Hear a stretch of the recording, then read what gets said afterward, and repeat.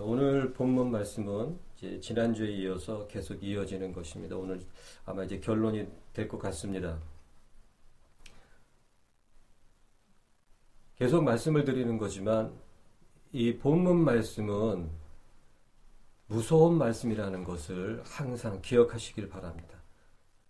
제가 원하기는 이 마음판에, 이 뼈에 새겨지기를 원합니다. 하나님 말씀은 이 마음에 새겨져 있어야 돼요. 말씀이 마음에 새겨져 있지 않으면 어떻게 이 말씀을 기억하겠습니까? 평소에도 이 말씀이 기억되지 않는데 어떻게 실제적으로 고난 아니면 우리를 분노케 할 수 있는 그런 상황에서 어떻게 말씀을 기억할 수 있겠습니까?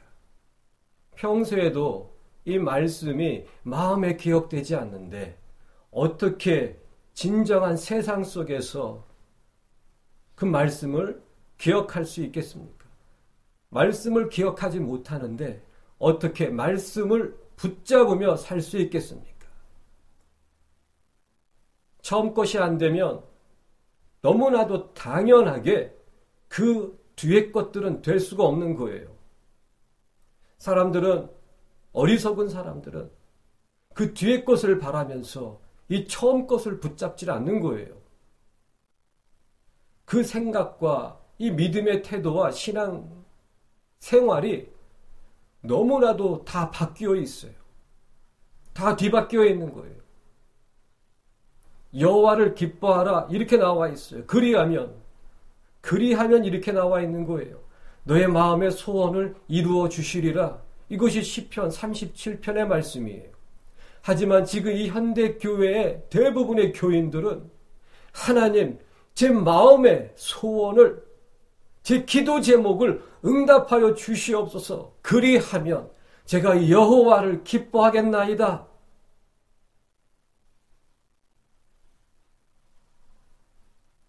그리고 이 맑은 교회에서 항상 강조되어지며 선포되어지는 말씀이 무엇입니까?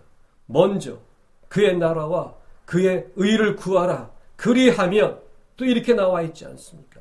너의 이 모든 것들을 너희에게 더하여 주시리라.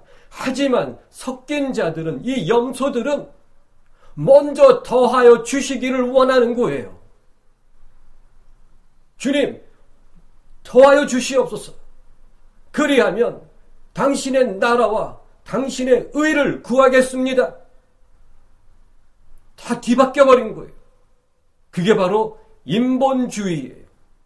자기중심적인 신앙생활, 자기를 위한 믿음, 그러한 믿음 생활을 하고 있는 사람들은 죽었다 깨어나도 천국에 들어갈 수 없고 그 영광스러운 날에 들림 받을 수 없습니다. 필연코 결단코 남게 될 것입니다. 이 본문 말씀에 보게 되면 비밀을 아는 것이 허락된 자가 있고 허락되지 않은 자가 있어요. 그런데 참 너무나도 안타까운 것은 무엇이냐면 복음이 동일하게 뿌려지고 들려지고 있음에도 그 씨를 품고 착하고 좋은 마음으로 듣고 지키어 인내로 결실하는 사람이 있는가 하면 그냥 관심 없고 아니면 처음엔 잠깐 기뻐하다가 고난과 어려움이 닥치니까 그 말씀을 버려버리고 아니면은 좀 더 이 말씀을 고난 중에도 지켰지만 하나님이 부어주시는 축복으로 인하여 세상 유혹, 세상 염려, 자식들을 염려하는 마음, 미래를 염려하는 마음 때문에 결국 이 말씀을 버려버리고 결실하지 못하고 열매 맺지 못하는 사람들이 수두룩한 거예요. 15절 말씀에 어떻게 나와 있습니까?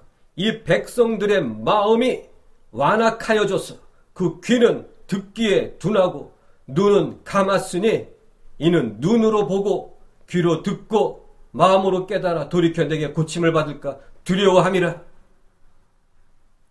듣기는 들어도 깨닫지 못할 것이요 보기는 보아도 알지 못하리라. 왜냐하면 그들을, 섞여 있는 자들을 우리 주님께서는 남겨두기로 작정하셨고, 그 7년대 환난 중에 죽기까지 예수의 이름을 붙잡지 않는다면 결국엔 다 지옥으로 가게 되는 것입니다. 지금 이 마지막 때를 눈앞에 두고 있는 이 세대가 심히 무서운 세대, 정말 무서운 시대에 살고 있는 거예요.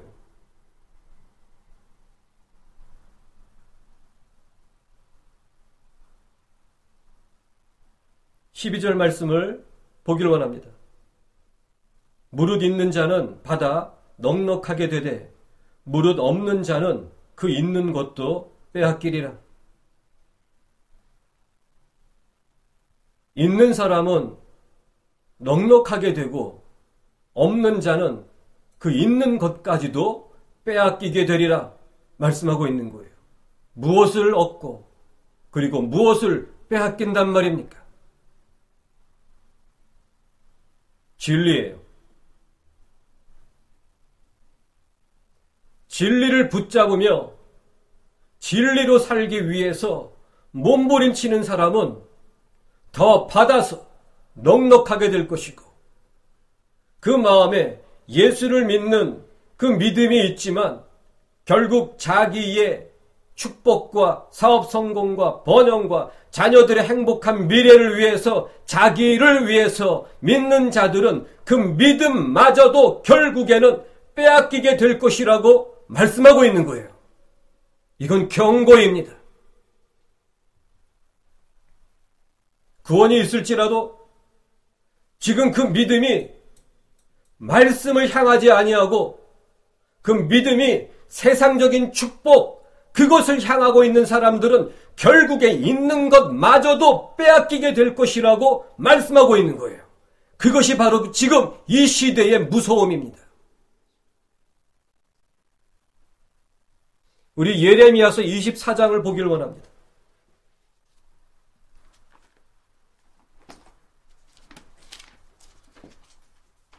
예레미야 24장에 보게 되면, 제가 지난주에도 예레미야서 말씀을 여러 군데 봤어요.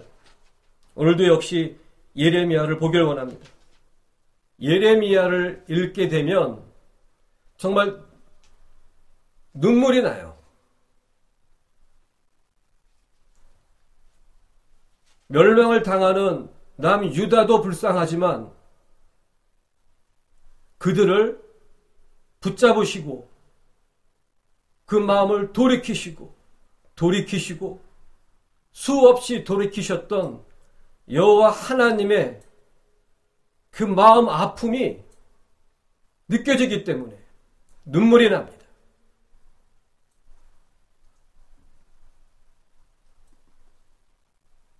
24절 3절 말씀에 이렇게 나와 있어요. 여호와께서 내게 이르시되 예레미야 네가 무엇을 보느냐?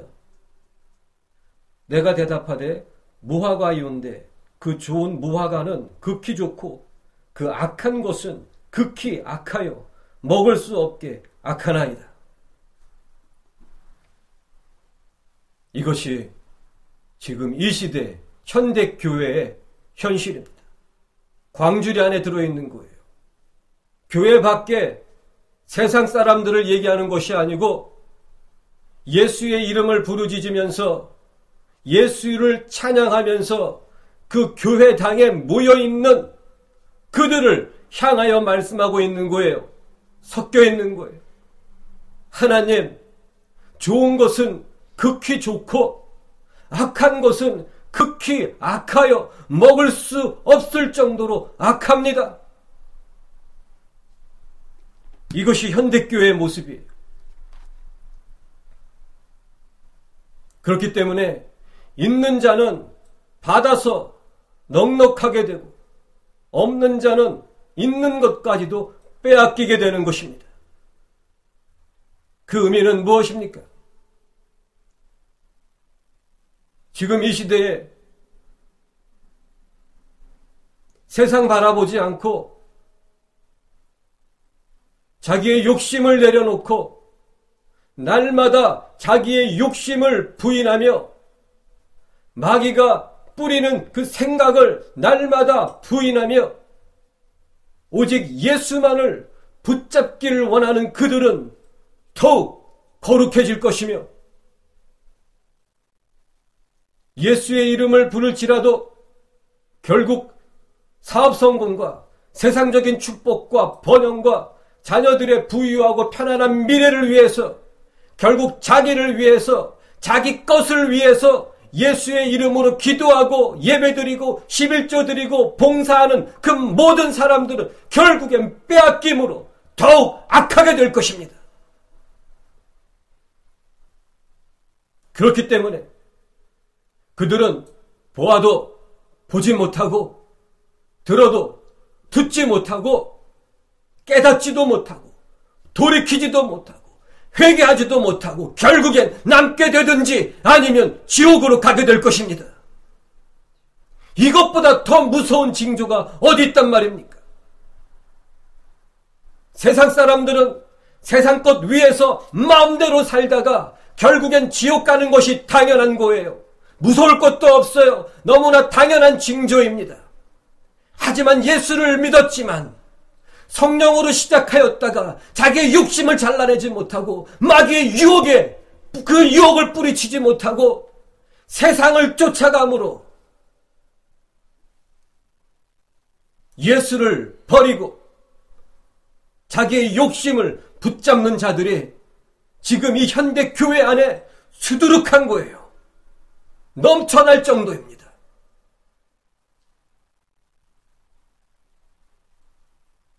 그것이 지금 현대 교회의 현실입니다.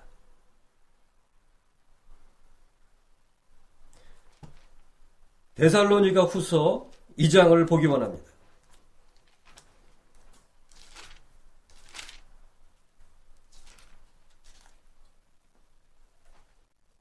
이 데살로니가 후서 2장 이 11절과 12절 말씀 무서운 말씀입니다.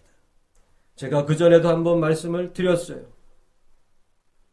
이러므로 하나님이 유혹을 저희 가운데 역사하게 하사 거짓 것을 믿게 하심은 진리를 믿지 않고 불의를 좋아하는 모든 자로 심판을 받게 하려 하심이니라.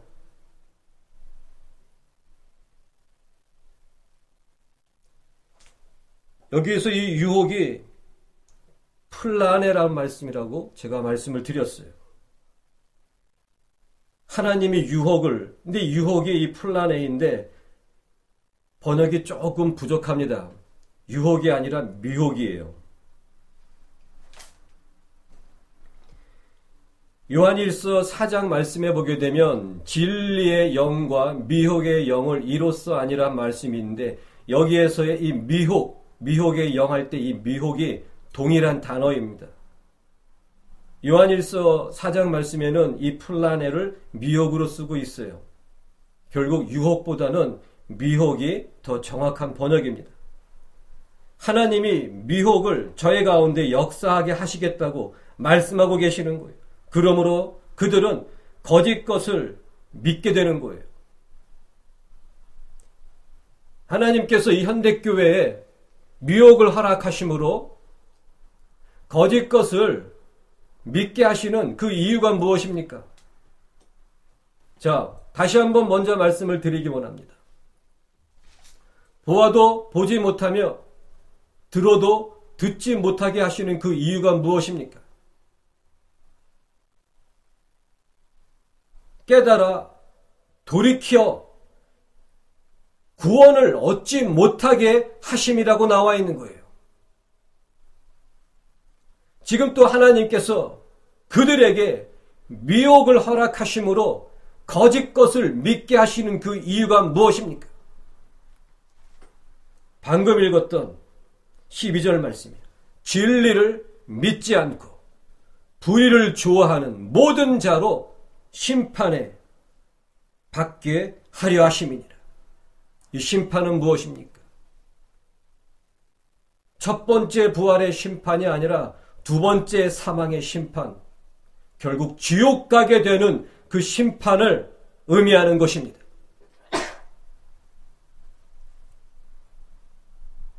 무서운 말씀이에요. 하나님이 불의하십니까? 하나님은 사랑이신데, 하나님은 인애하신 분이신데, 하나님은 긍휼을 베푸시는 분인데 어떻게 그들을 미혹을 역사하게 하시고 거짓 것을 믿게 하시고 그 이유가 지옥 보내기 위해서라고 나와 있는 거예요. 그런 하나님이 불의하십니까? 절대 그럴 수 없습니다. 지금 이 시간 당장 저에게 너는 지옥 가야 된다 하신다면 저는 이렇게 고백해야만 하는 것입니다. 하나님의 심판하심이 나에겐 지옥일지라도 그 심판은 공의로우십니다.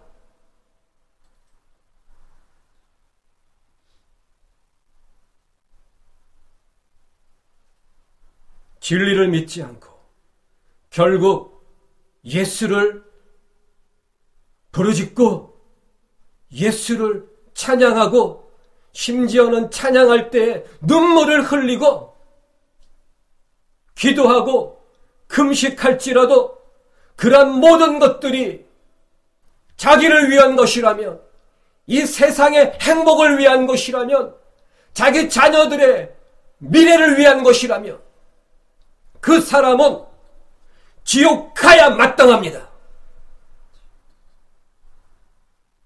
하나님은, 아버지는 아들을 죽이셨어요.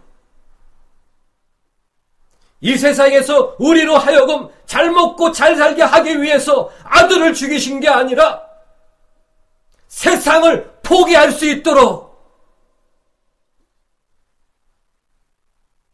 세상 것을 포기하고 하늘의 것을 하늘로 들어올 수 있도록 그 길을 열어놓기 위해서 아들을 죽이신 거예요. 그런데 예수의 이름으로, 그 아들의 이름으로 세상 것들, 자기의 행복을 위해서 예수의 이름을 부르짖는다면 그것은 하나님의 아들을 짓밟는 것이고 하나님의 사랑을 짓밟는 것이고 하나님의 자비를 짓밟는 것입니다.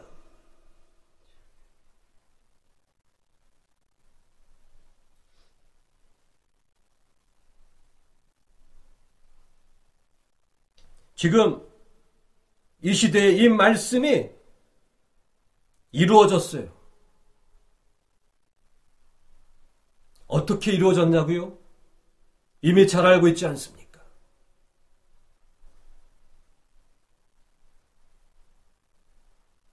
사업은 영접했다고 구원이 됐다고 얘기를 하죠. 그것이 미혹입니다. 한 번 구원은 영원하기 때문에 어떠한 육신의 삶을 살지라도 구원을 잃지 않는다고 하죠. 그것이 미혹입니다.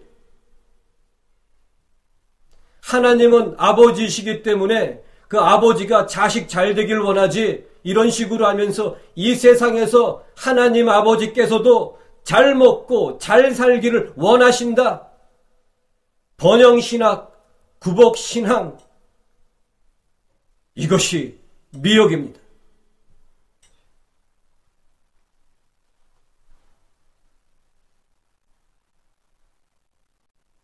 현대교회,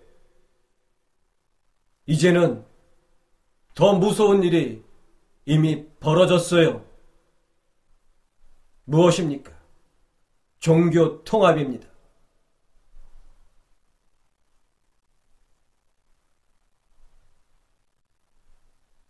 예수 외에도 다른 종교들의 그들만의 구원의 길이 있다고 인정하고 있는 거예요. 그들과 함께하고 함께 구판을 벌이고 가톨릭과 이제는 일치 운동을 하고, 아니 거의 일치되었습니다. 직제 일치가 되었으니까.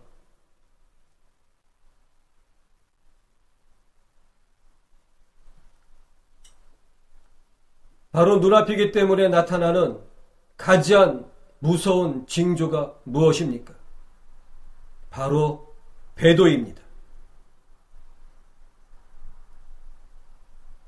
제가 말씀드리고자 했던 그 결론이 바로 이것입니다. 배도입니다.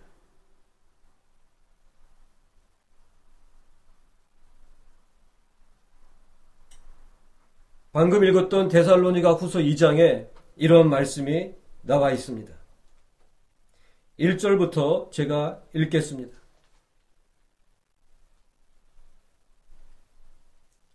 데살로니가 후서 2장입니다. 1절부터 제가 읽겠습니다. 형제들아, 우리가 너희에게 구하는 것은 우리 주 예수 그리스도의 강림하심과 우리가 그 앞에 모임에 관하여 혹 영으로나 혹 말로나 혹 우리에게서 받았다 하는 편지로나 주의 날이 이르렀다고 동심하거나 두려워하거나 하지 아니할 그것이라. 이 말씀의 의미는 누군가가 영으로 영적인 무슨 신비한 계시를 받았다, 이런 식으로, 혹 말로나 하나님께서 이렇게 말씀을 주셨다, 이런 식이거나, 아니면 우리에게서 받았다 하는 편지로 사도들이 우리에게 이렇게 서신을 보냈다 하는 그런 것들을 다 거짓이라고 말씀하고 있는 거예요. 3절에 누가 아무렇게 하여도 너희가 미혹하지 말라. 거기에 미혹당하지 말라고 말씀하고 계시는 거예요. 먼저 주의 날,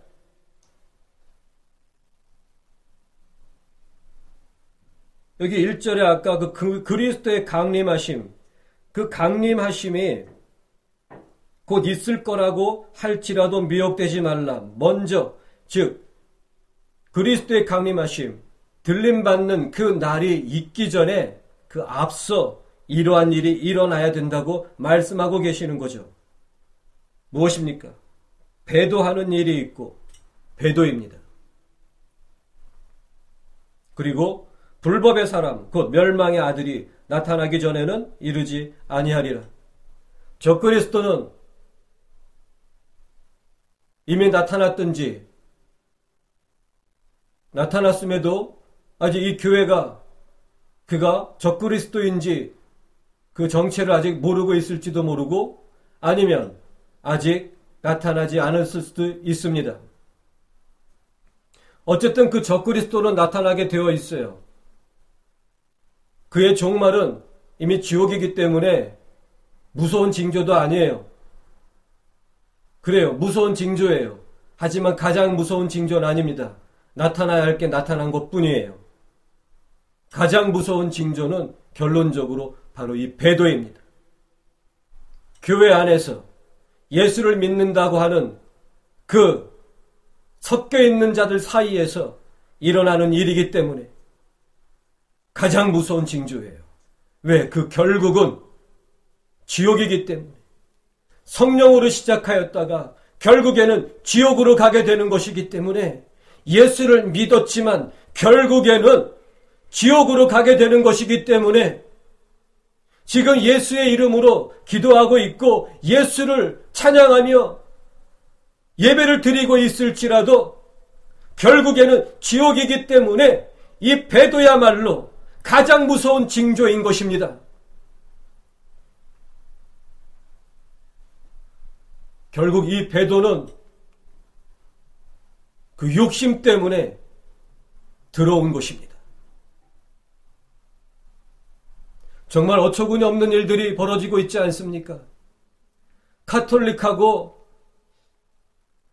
그리고 그 불교하고 함께 예배를 드리고 그런 것들이 어떻게 있을 수 있단 말입니까? 그들은 이렇게 이야기를 하죠. 이런 식으로라도 그들에게 복음을 전할 수 있지 않겠습니까? 말도 안 되는 거예요. 욕심도 해결되지 않은 자들이 어떻게 거기서 복음을 지킬 수 있단 말입니까? 오히려 그 악한 것들에게 붙잡히게 되어 있는 거예요. 그들은 이런 성경 말씀을 내세우죠. 율법이 있는 자에게는 율법이 있는 자 같이, 율법이 없는 자에게는 율법이 없는 자 같이 하여 그들을 얻고자 함이니라. 거기에서 기준이 뭡니까? 율법이에요. 하나님이 주신 율법이에요.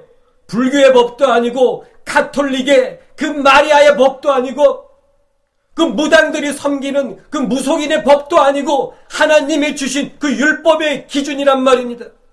근데 그걸 확대 해석해가지고선 자기의 욕심대로 해석해가지고선 그런 식으로 펼쳐져 나가고 있는 거예요. 그것이 이단이에요. 우리에게서 나간 자들, 그럴듯하지만 이미 진리에서 말씀에서 벗어나 있는 그 모든 것들이 다 이단인 것입니다. 그런 교회에서 뛰쳐나와야죠. 종교 통합을 찬성하고 WCC를 지지하고 있는 그런 목사들이 섬기는 그 교회에서 도망쳐 나와야죠. 그런데 거기에 눌러앉고 있는 거예요. 왜입니까? 욕심을 버리라고 얘기하지 않고 있기 때문에. 예배 참석하고 11조 내고 교회 섬기고 목사 잘 섬기면 구원 받습니다. 구원 정해져 있습니다. 구원 잃지 않습니다. 욕심과 자기의 그 삶의 방식을 버리라고 하는 얘기를 하지 않고 있으니까 거기에 눌러 앉아 있는 거예요. 그러다가 구원을 받겠지. 남들도 저렇게 앉아 있는데, 우리 목사님도 그렇게 저렇게 살고 있는데 나도 그렇다면은 그래 구원 받을 수 있겠지. 기준이 목사이고 기준이 목사의 설교인 거예요. 그렇기 때문에 그 마음에 진리가 없는 거예요. 그래서 하나님께서는 진리를 믿지 않고 불의를 좋아하는 모든 자로 심판을 받게 하려 하심이니라. 보아도 보지 못하게 하시고 들어도 듣지 못하게 하시고 그 이유는 지옥 보내기 위해서인 것입니다. 온통 자기를 위해서 예수의 이름을 부르짖고 있는 거예요. 삶 전체가, 그 교회 생활 전체가 다 자기를 위해서, 자기 것을 위해서 예수의 이름을 부르짖고 있는 거예요. 그러한 자들이 악한 자가 아니면 누가 악하단 말입니까? 하나님의 아들을 짓밟고 있는 거예요. 그런 교회에서 도망쳐야 합니다. 뒤도 돌아보면 안 되는 거예요. 롯의 철을 기억하라고 하신 거예요.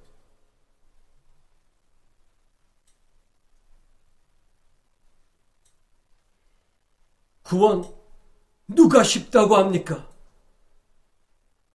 마귀는 삼킬 자를 찾아 다니고 있고 하나님께서는 미혹을 역사하게 하심으로 거짓 것을 믿게 하심으로 진리를 믿지 않고 불의를 좋아하는 모든 자로 심판을 받게 하시기 위해서 이렇게 하나님은 걸러내고 계시는데 누가 구원이 쉽다고 합니까? 좁은 길이에요. 좁은 문이에요. 예수님께서 좁은 문으로 들어가라고 하시고 좁은 문으로 들어간 것으로 끝난 게 아니에요. 그 다음에는 그 길, 협착한 길을 걸어가야 되는 거예요. 좁은 문으로 들어가고 그 협착한 길을 걸어가는 것이 구원입니다. 누가 예수의 이름을 믿기만 하면 구원이 된다고 합니까? 거짓말이에요. 그 믿고 그 믿음으로 살아야 되는 것입니다. 믿음으로 살지도 않고 믿기만 한다는 그 거짓 복음에 붙잡혀 있는 자들 왜 붙잡혀 있습니까? 자기 입맛에 맞기 때문에, 자기 욕심을 버리지 않아도 되기 때문에, 자기가 지금 살고 싶은 대로 살아도 되기 때문에 그 자리에 아직 그대로 앉아 있는 거예요. 불쌍합니까? 불쌍합니다. 하지만 그들에게 떨어질 그들에게 임하게 될 하나님의 심판은 영원토록 공의로운 것입니다.